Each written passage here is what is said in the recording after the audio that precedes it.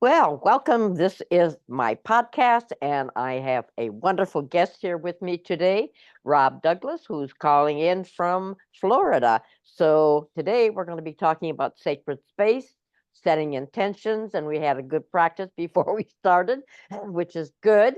So, Rob, would you introduce yourself? What is your background? Uh, what's it like in Florida right now? Well, hello, everyone.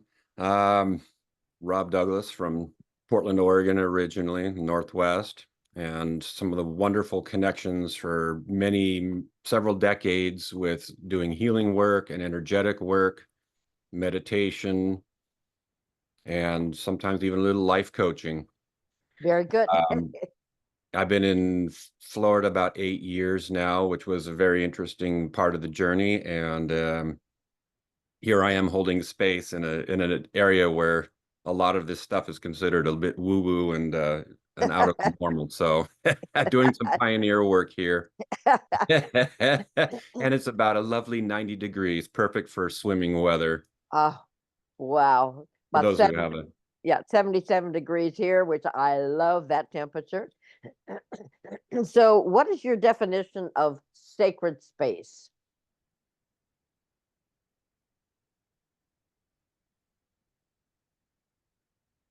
As an elaboration upon like good food, good company, good times, right place,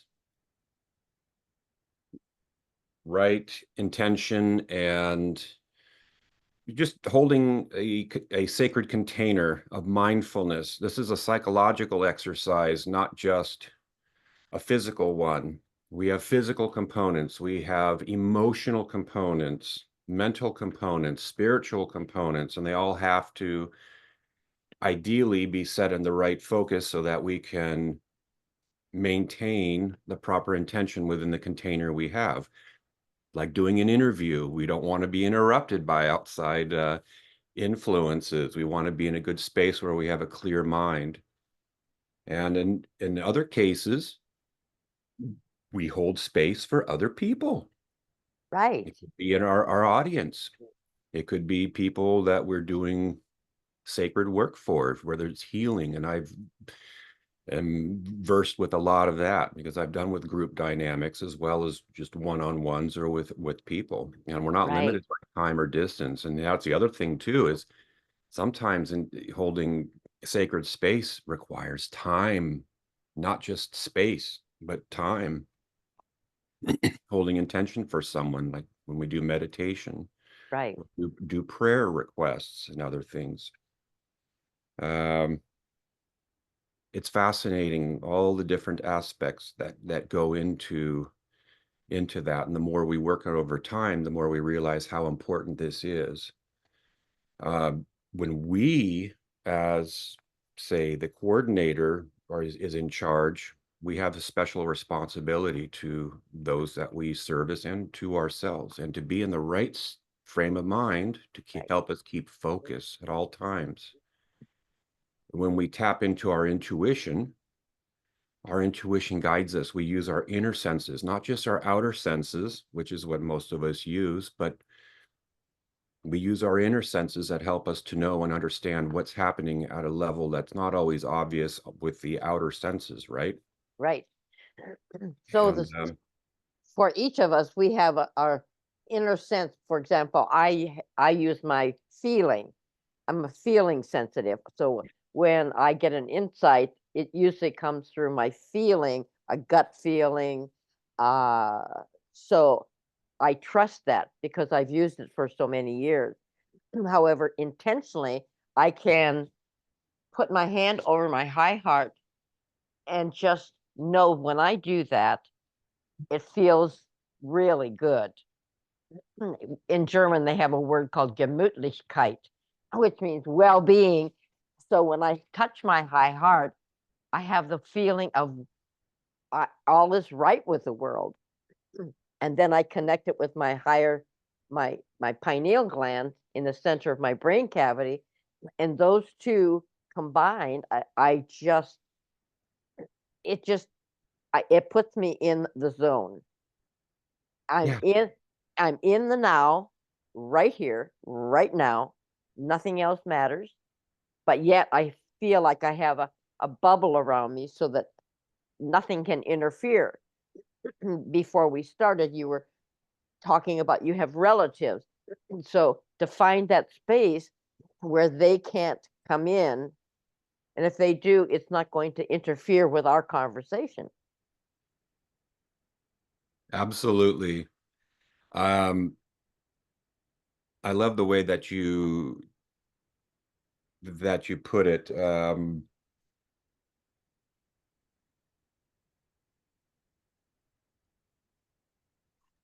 And you're tapping into something right now, I can tell. Right, exactly. Just being present, being fully present. Um, and it's amazing that it's more important when we're in a group. When it's just you and me, it's easier to control that dynamic than Right. it's when you've got a broader group of people, let's say a dozen or 2 dozen people or more. It takes experience. It's like with speaking, public speaking and engagements, holding that intention to say, this is how we maintain our focus, maintain directions. Teachers do it all the time, maintaining space in their classes Right. with audiences. Um, yeah, it's an exercise that we are in charge of that. And it's important that when we're in a group that, we have a shared list of responsibilities and that it's known up front. Some things could be cultural for norms, others Mhm. more intentional to be more direct about this or is what we require in this particular space. Um, Oftentimes, if I'm doing particular healing work or meditations, sometimes I need to connect up through Godhead to intuitively to help maintain a connection because I have to sense and be aware of what's going on for others that I'm working with. And it takes a lot of focus, a lot of energy and direction to keep that in there. And it's important to understand all the components. We want to be in a healthy physical space where we feel safe, right? Mhm. We want to be in a place where we have peace of mind to focus on the task we have without the interruptions. Right. To be in a good space where we're not angry or frustrated or out of sorts for that, but to help keep that space. Life happens. Right. To be mindful of how we keep those the ideal ingredients for a successful engagement. Um, that includes doing it at the right time. There's a time component. Spiritually, to make sure that we're in the space where we can adequately raise or elevate our brainwave state to go into alpha or theta or even gamma Mhm. state so that we can do the work that we do. That's the advanced work in meditation, by the way. We go into alpha, theta, and gamma. Normally, Right. we're in beta brainwave state. Right. Right. And there's different ingredients for each one because to maintain a space in, say, theta requires relaxation. It requires absolute focus and dedication because it's so easy to slip out of that when we're not used to that, right? One of the ways that I found that it takes it away is when people talk a lot. I notice you stop, you take a breath, and you go into that sacred space where you're available. And when I was doing the radio in San Francisco, the engineer would go crazy because I would pause and I would pause and he would go like that, because radio they want you to keep the banter going, but I wanted to stop so that people could reflect on what I had just said. And I was holding a space in time for them. Oh, what did she do? What did she just do? I would get their attention and then I would go on, but slowly so that they could get it. And quite often my guest would try to talk over that. And I would just have to stop and not let them do that. Because that's part of creating the sacred space in the now. I was totally present and I wanted them to come. And that was my one technique of bringing them into the now and paying attention. Yes. In a physical space in our culture, we're used to gaps in communication or silences drive some people crazy, right? Right, And recording, they want to pack it in and keep it concise, keep it going. It's like, no, sacred space doesn't work that way. right, That's mental space. Sacred space is a different routine.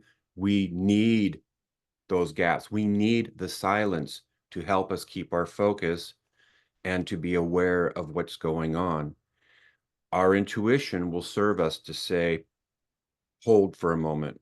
So we're like, when we're in tune with that, with our higher self and our connection, we're able to articulate and be responsive to the needs of those who we are serving, right? right, So I love the way you put that because there's contradictions at different levels and being aware of that and how to navigate it. What right, happens when you're in sacred space and you have a real disruption? How do you restore balance? How do you get back on track? And right. practice. Right. Practice, practice, practice. Right. And yeah, there's we could have that heckler in the audience. We could have you know, just someone who just unknowingly just blurts out something that can disrupt sacred space. And when doing group meditation, that's a very big concern. Right. And that's where we have the shared rules and responsibilities within sacred circle of being able to hold that. So yeah, great examples on the day Mm, to day that we have. right.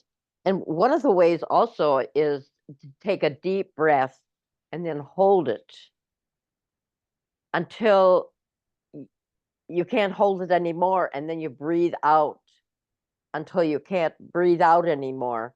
And then it's almost like you repeat that.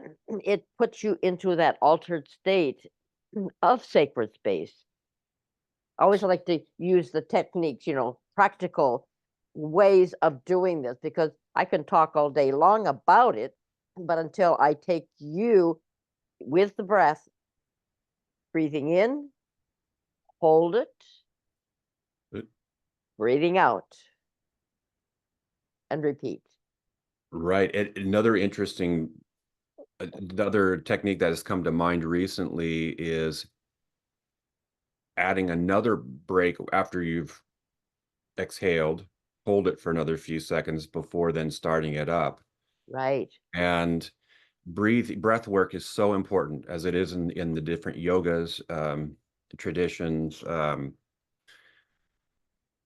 That in of itself will help us get our brainwave state into the right place.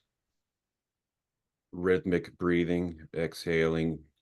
So yes, breathe in, hold, exhale, hold, breathe in, hold, exhale, hold.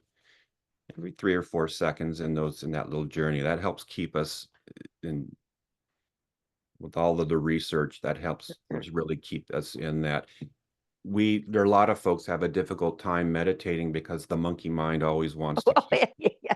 keep us going in the beta state, right? Right. Just the breathing will help to enable us to give us on the fertile soil so we can go where we need to go with it. It's a good way to put it. Absolutely.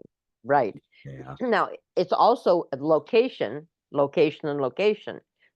So if I'm as let's say I'm at the ocean and the waves just kind of put me into an altered state by just watching the water or by a babbling brook or in Switzerland, I remember the mountain stream, just flowing down, just gushing down the mountainside. And that if a stick was in there, it would bang against this rock and that rock. And I just was mesmerized by that. I didn't have to do anything. I didn't have to breathe. It was just because I was there. So what Being is in a go fully ahead. receptive state There's another one. Be in a receptive space. I'm open, open, open, open. That's Yeah. fabulous. And where is your favorite place? If that you don't have to do anything, it just puts you there.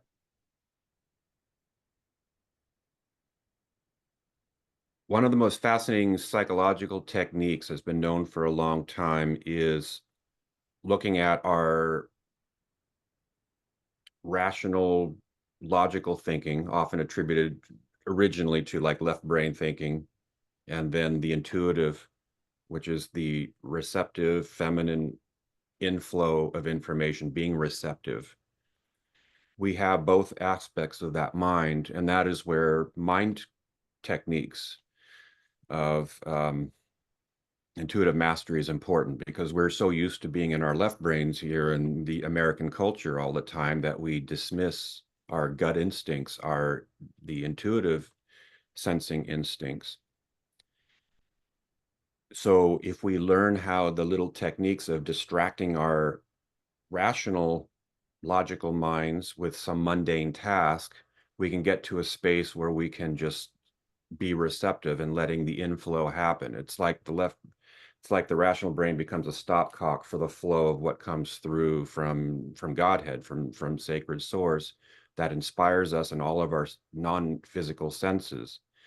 So using that technique, one of my favorite times is if I love driving, going on little tours. So my rational brain is tied up with being able to navigate on the road, be aware of what's going on, the road hazards and all that. It gets me into a space where my mind seems to drift, but not off that focus, but it allows an amazing time to process, go through problems and work things out or be inspired with things. It's the same thing, people working with little crafts when they're saying someone could be knitting or working on some craft, working on a puzzle, so something mundane that Mhm. a person could kind of do in their sleep, right? That's a time that allows full reception to come in and be inspired. And that's why people often report feeling really good and recharged during those sessions. It's a very productive time, but the trick is to be able to distract our rational minds with something mundane to be in that space. And those are the times when we do hobbies and other things that give us pleasure so that we can be in that space. We don't articulate it that way, but that's why it's such a powerful time for folks. So for me, in answering your question, driving is a great activity for that. Otherwise, just being in beautiful nature. Oh, the oceans. I love oceans. It could be a majestic scenery with mountains or lakes or streams, admiring nature and just being in awe of being receptive to that. Um, yeah, back to the other point, for artists, people who draw and create and manifest, use that technique. It's often been for many decades, teachers will often say, if you want to get to your creativity, distract your mind with something mundane so that you can let the flow come in and the inspiration will follow with that. Good. Uh, and you're setting the space to say, I wish to be inspired for creating something out of the ethers, right? Right. So the way to do that is distract the rational brain so that we can let the intuitive mind flow freely. And that's part of the ego too, the rational mind. The ego doesn't want you to have that creativity. It wants to be in charge. So it will try to stop that creative flow. Yes, Give it a job. that's exactly it. We are a Uh, multifaceted being. right.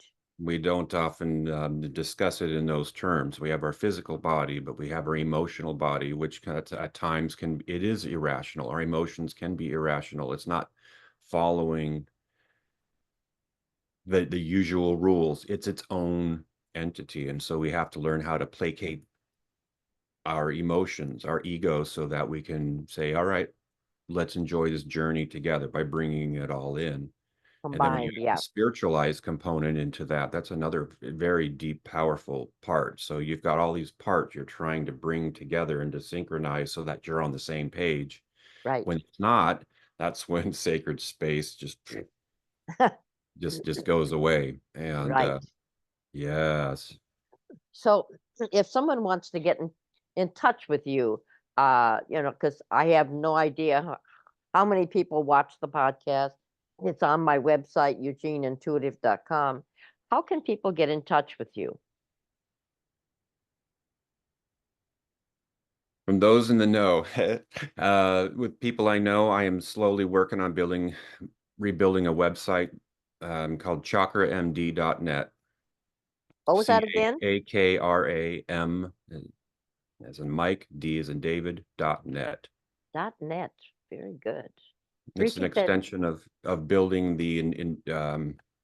helping teaching the arts for just what we're talking about here. Good. So you can do remote sessions and healings and what specialty would you say is the strongest?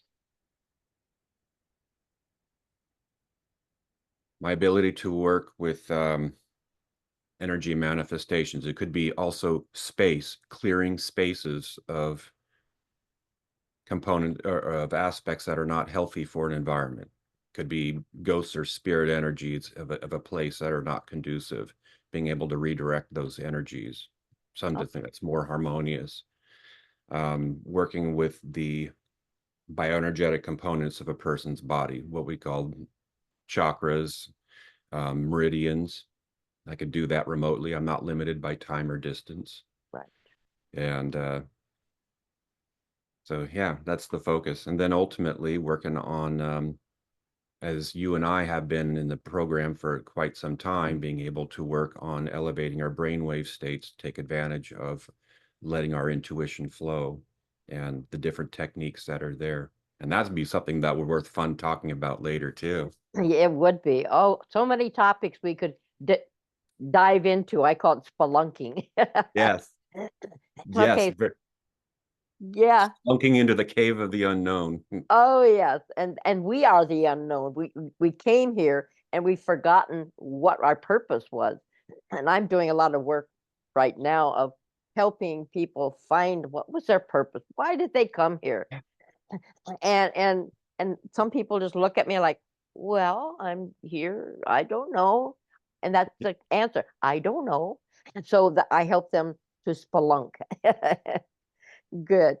Okay. Taking life from the mundane and enriching it with Right. the spiritualized focus. And that means different things to different people, but that's exactly it. How do we tap into being the best version of what we can be and to keep that improving throughout our life? As we get older and wiser, we learn the techniques for helping us keep the better space. We know ourselves. And that's when we know people who have reached that, it's obvious.